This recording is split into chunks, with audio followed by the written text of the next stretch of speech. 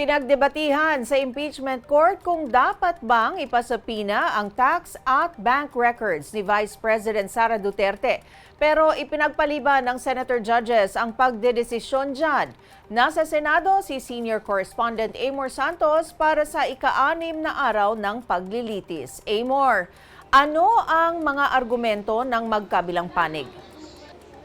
Menchu, iginiit ng prosecution na kailangan talagang ipasabpina ng impeachment court ang financial records ni Vice President Sara Duterte para raw lumabas yung buong katotohanan tungkol sa mga alegasyon sa Article 2 o yung umano'y hindi maipaliwanag na yaman ng bise. Sa opening statement ni House Prosecutor Chel Jokno, sinabi niyang malalaman sa bank documents, tax records at Anti-Money Laundering Council o AMLAC reports kung pinayaman ba ng bise ang kanyang sarili sa mga iligal na pamamaraan, kung may mga ari-arian ba siyang hindi idiniklara sa kanyang Statement of Assets, Liabilities and Net Worth o SALIN, at kung hindi ba siya nag-divest sa mga negosyo noong siya ay naging bise na. Isa sa mga argumento ng prosecution, kahit daw sa mga batas gaya ng Bank Secrecy Law at Data Privacy Act, kinikilala ang kapangyarihan ng impeachment court na busisiin ang financial records ng isang impeachable official. At impeachment court lang daw ang may kapangyarihang magpasya kung ano ang impeachable offense at ano ang mga ebidensyang tatanggapin para mapatunayan yan. Sinalag din ni Jokno yung una ng sinabi ng kampo ng bise na irrelevant ang mga financial records lalo na sa mga panahong hindi pa siya pangalawang pangulo at hindi pa impeachable official.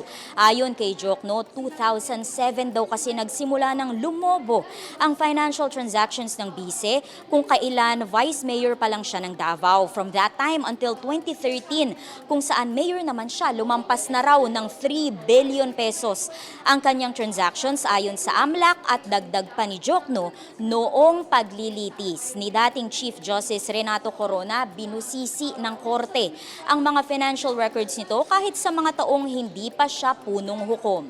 For this honorable court to determine whether VP Sara Duterte is unfit to continue in office, it must have a clear picture of the respondent as a public servant.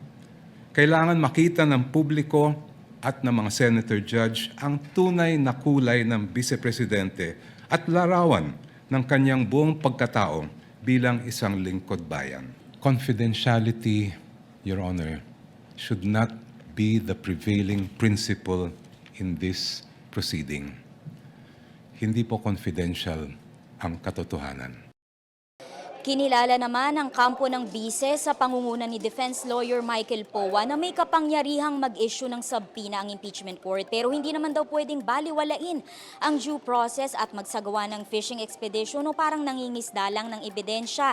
Sa orihinal na impeachment complaints daw kasi, wala namang kalakip na dokumento para suportahan ang alegasyon ng unexplained wealth at tila pagkatapos na ng filing naghahagilap ng ebidensya.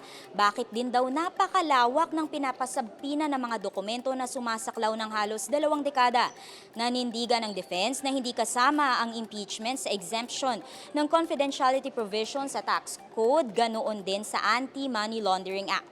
Inamin naman ni Powa na pinapayagan yan sa Bank Secrecy Law pero hindi naman daw ibig sabihin basta-basta na lang pwedeng i-disclose ang bank records ng bise. What that is an unlimited search throughout a person's financial history.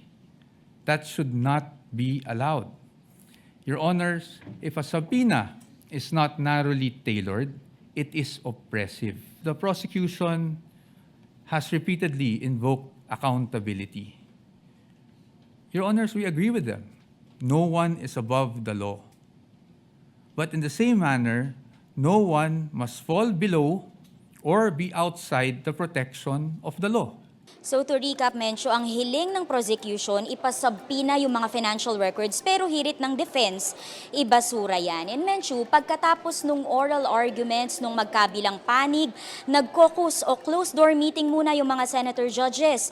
Nasa mga higit kumulang 1.5 oras yan at pagbalik nila ng mga senator judges doon sa session hall ay inanunsyo ni Presiding Officer Cheese Escudero na ipagpapaliban nila yung desisyon para dyan sa halip na ngayong araw ay sa Lunes, July 20 na nila pagdedesisyonan yan para rin daw bigyan ng mas mahabang oras ang mga senator judges para aralin ang issue. Menchu.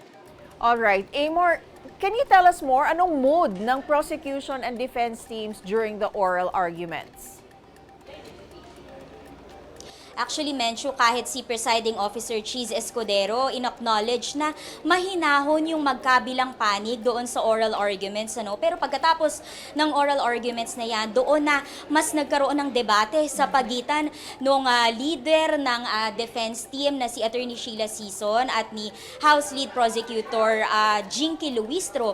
Dahil si Sison umalma siya doon sa nangyari kahapon na mahaba raw na paliwanag ni Counsel for Prosecutor Lorna Kapunan doon sa dahilan kung bakit binawi yung mga testigong sina Zulaika Lopez at si Captain Belinda Bello. Ang sabi kasi ni Sison ay tila nagbigay na ng conclusions at ng mga advocacy itong si Kapunan doon sa kanyang manifestation. Pero ang sabi naman ni Luistro, Menchu, ay wala sa intensyon nila na abusuhin yung oras ng impeachment court. Balik sa'yo. Alright, maraming salamat Amor Santos, nag-uulat ng live mula Senado sa Pasay City.